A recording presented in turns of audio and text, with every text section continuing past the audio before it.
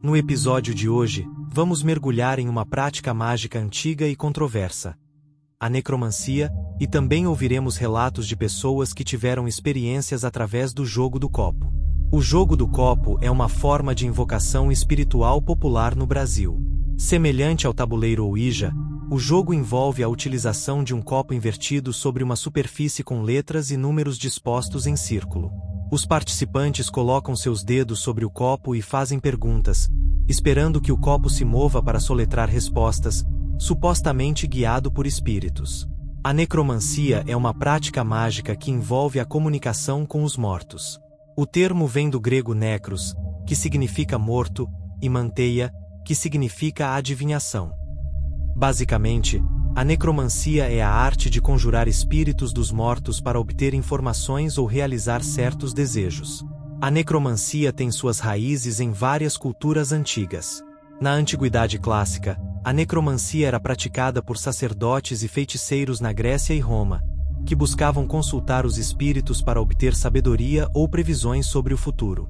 No Egito Antigo, os egípcios acreditavam fortemente na vida após a morte e usavam rituais complexos para se comunicar com os mortos, principalmente para garantir uma passagem segura para o além. Em várias tradições africanas e caribenhas, como o vodú, a comunicação com os ancestrais é uma parte central das práticas religiosas e espirituais. Como funciona a necromancia? Aqui estão alguns métodos tradicionais. Na evocação de espíritos, utilizando encantamentos, símbolos e objetos pessoais do falecido, o necromante chama o espírito para se manifestar. Alguns necromantes usam cristais ou espelhos como portais para os mortos. Em algumas tradições, sacrifícios de animais ou ofertas de alimentos são feitas para apaziguar e atrair os espíritos. A necromancia é frequentemente vista com suspeita e medo. A atração de espíritos malignos ou vingativos pode causar danos espirituais e físicos.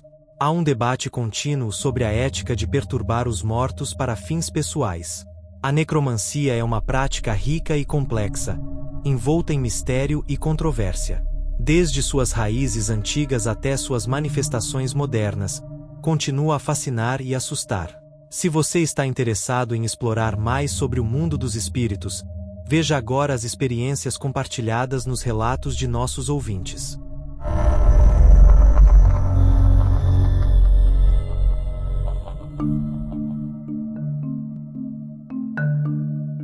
A minha amiga, dizia que ela brincava com isso por causa da irmã dela que falou, que depois que ela começou a jogar isso, ela via a pessoa e o espírito falava tudo que ia acontecer na vida dela. Foi mais por isso que eu entrei, por causa que eu queria saber, Isso aconteceu foi em 2010.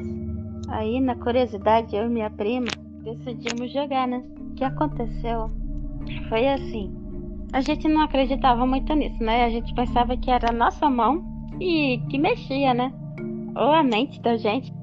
E apareceu um tal de o Bruno, que ele faleceu de acidente de carro, que ele tinha 10 anos na época. E nós ficamos amigos deles. Mais amigos da minha prima, do que de mim. Depois disso aí, a gente ficou... Será que isso é coisa da nossa cabeça? A gente ficou pensando uma outra. E a minha prima falou... Eu acho que não. E nisso, apareceu nosso primo, veio brincar, Aí a gente começou a jogar. Aí a gente fez um desafio com ele, Perguntamos pra ele se ele podia provar isso. Ele falou sim. Aí assim que a caneta amoleceu, o meu primo que tava em cima da cama começou a ver as coisas e falava: Olha, tia, olha, tá ali. Ele dava risada e ele acompanhava com a cabeça pra onde ia. Uma coisa que a minha prima não perguntou e eles falou foi a data do dia que o meu avô ia morrer. E aconteceu, viu? Eu sei que depois disso, nós ficamos meio ressabiadas, sabe? E começamos a jogar menos. Mas mesmo assim a gente não parou, Até porque ele era legal. Não fazia mal, não.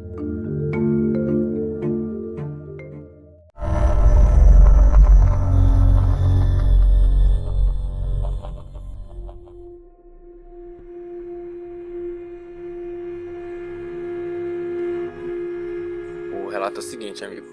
Em meados de 2008 2019, eu tinha um grupo de amigos que eles faziam o jogo do copo e pra eles já era normal. Eles me falavam, né? E aí, bora fazer o jogo do copo. Eu ficava naquela curiosidade. Só que nunca dava certo. A gente até se reuniu uma vez pra tentar fazer, só que foi sem êxito. A gente reuniu tudinho lá, fez todo o preparo, mas na hora não obtivemos um êxito na nossa experiência.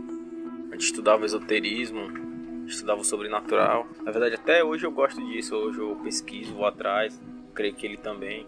Na época a gente comprava livro. Aí teve uma época que eu até parei de um pouco de falar com ele. Mas quando a gente voltou a se falar de novo, eu falei: cara, bora fazer de novo o jogo do qual, bora se reunir, bora tentar. A última vez que a gente foi tentar fazer, não deu certo. Aí ele chegou pra mim e falou: mano, é o seguinte, cara, eu nunca mais vou jogar esse jogo. Aí eu: por quê, mano? O que foi que aconteceu? Aí, cara, eu me reuni, eu e mais 2 amigos deles lá, né, pra fazer o jogo. E, mano, tu não vai acreditar no que foi que aconteceu, mano. A gente se organizou tudinho lá, preparou tudinho. E beleza, a gente tava jogando, a gente começou a jogar. E na hora, eu perguntei quem tava jogando com a gente. Aí o copo foi nas letras L, C, I, F e R. Mano, parou no R, cara. Eu parei de brincar na hora, cara. Eu peguei o copo, corri pro quintal, joguei fora, mano. Aí o copo até quebrou, cara. Eu rasguei o tabuleiro. O pessoal que tava jogando comigo, mano, ele me contando, né? Ficou todo mundo sem ação, cara. A gente começou a orar. Desde esse dia aí, cara, eu nunca mais quero fazer essa brincadeira, mano. Aí desde esse dia eu também até me desmotivei a fazer, mano. Que foi algo muito pesado, cara. Algo muito sinistro. Todo mundo ficou sem ação. Todo mundo ficou sem ânimo pra dizer alguma coisa. E foi isso que aconteceu, cara. Esse foi o relato.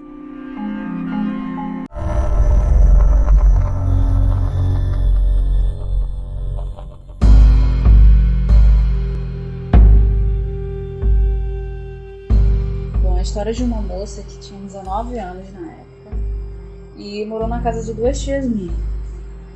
Essa moça, ela se reuniu com um grupo de amigos e resolveram fazer a tal da brincadeira do copo. Ela contava que o copo ele realmente se moveu e isso assustou todo mundo. Então resolveram parar a brincadeira. Para a maioria deles ficou ok, menos para ela. A partir desse dia, ela começou a viver um pesadelo, literalmente. Ela não dormia mais porque ela ouvia vozes e via uma mulher, uma senhora, que vinha falar coisas para ela, não deixava ela dormir, ficava perseguindo ela de todas as formas, principalmente quando ela ficava sozinha. Se ela ficasse sozinha em casa, ela ficava na rua até esperar alguém voltar, porque ela não conseguia entrar na casa e essa velha perseguia ela. E foi ao médico porque não dormia mais, não estudava, não conseguia mais ter uma vida normal, né? Só que os médicos simplesmente ela não tinha nada. Só passavam os calmantes, mas nada fazia diferença, né? Então minha tia teve a ideia de levá-la em um barracão, um terreiro, não lembro, algo assim, de uma mãe de santo. E essa mãe de santo aceitou tratar dela. E aí ela passava uns banhos, fazia umas coisas. Cada dia era uma coisa diferente. E a minha tia conta que foi muito estranho o que ela presenciou no final, né? Quando ela se libertou disso. Ela disse que teve uma das últimas rituais que ela teve que fazer, que foi tomar banho com um sabão novo. E ela tinha que fazer umas orações e passar o sabão no corpo, jogar esse sabão e não olhar para trás. Ela não podia olhar para trás. A minha tia disse que ficou aguardando ela, porque ela tinha muito medo de tudo, até de tomar banho. Ela já não conseguia mais. Então ela ficou esperando ela tomar o banho, jogar o sabão, fazer a oração e tal. E aí a minha tia disse que quando ela olhou para o corpo dela, formou-se uma cruz vermelha no meio dela e de um ombro para o outro. Ela disse que isso ela viu vermelho. Depois disso ela tinha que ir na rua falar com alguém, algo assim, seguia o ritual, né? E o sabão simplesmente sumiu do banheiro. Então a minha tia disse que ficou assim muito impressionada. E também a velha, ela ficava falando coisas para ela. Coisas que aconteciam que ninguém sabia. Ela começou a falar que fulano estava grávida, e estava mesmo, fulano tinha roubado não sei o quê, e, enfim. E ela foi sendo tratada como louca, né? Mas ela se libertou, mas ainda teve muito pesadelo depois. Hoje ela tá bem, mas ela ficou coitada. E isso eu lembro muito bem, porque eu era criança e eu cheguei a vê-la assim, nesse estado.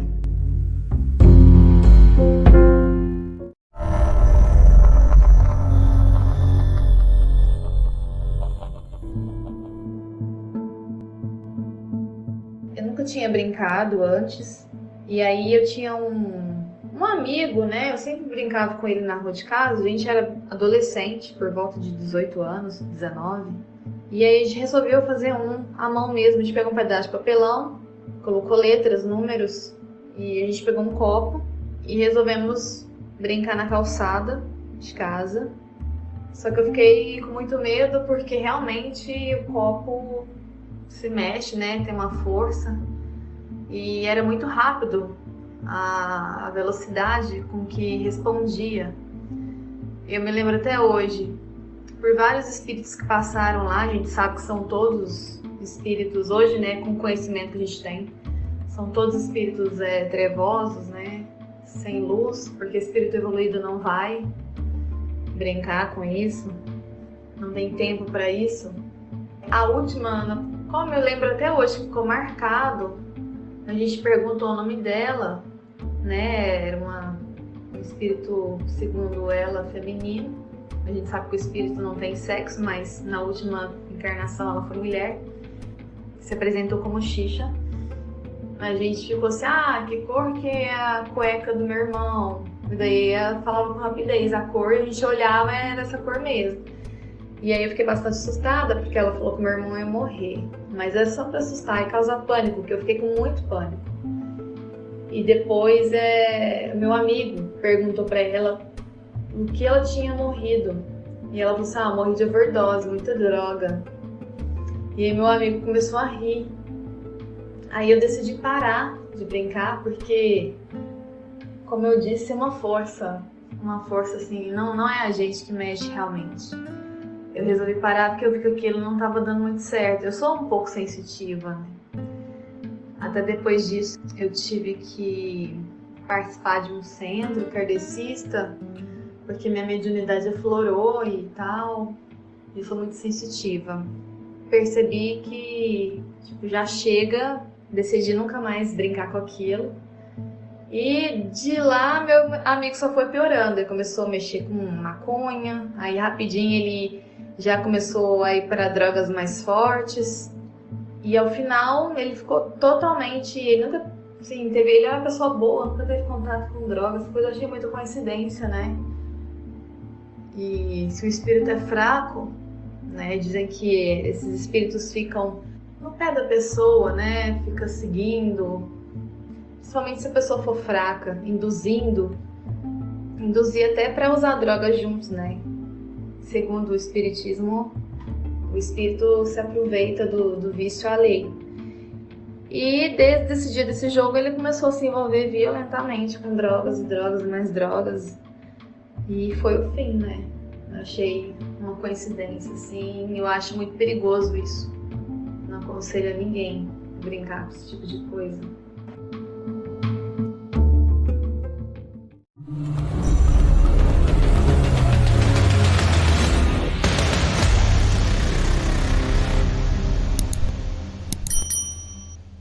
Preparar o ritual é uma etapa crucial na necromancia. Criar um ambiente adequado pode intensificar a conexão espiritual. Para isso, escolha um espaço escuro, acenda velas e disponha objetos pessoais do espírito que deseja contactar. Antes de iniciar, é fundamental realizar rituais de purificação para proteger os participantes. Isso pode incluir o uso de incenso, sal grosso ou orações específicas. A convocação dos espíritos é o próximo passo. Use fórmulas tradicionais de necromancia para invocar espíritos específicos, entoando encantamentos antigos ou utilizando textos sagrados. Integre o jogo do copo ao ritual, pedindo ao espírito invocado que se comunique através do movimento do copo.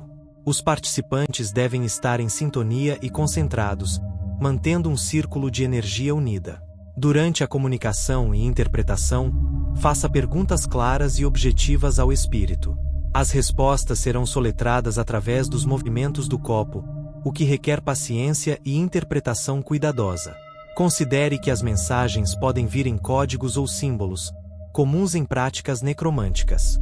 Anotar tudo pode ajudar na interpretação posterior. Encerrar o ritual de forma adequada é tão importante quanto iniciá-lo. Despeça-se dos espíritos de maneira respeitosa, agradecendo pela comunicação e pedindo que retornem em paz. Realize rituais de proteção após o encerramento para garantir que nenhum espírito permaneça no local ou siga os participantes. Combinar necromancia com o jogo do copo pode ser poderoso, mas também perigoso. Espiritualistas e praticantes de magia frequentemente advertem sobre os riscos de atrair espíritos malévolos ou de causar desequilíbrio energético. É fundamental seguir protocolos de segurança espiritual e estar preparado para lidar com possíveis consequências.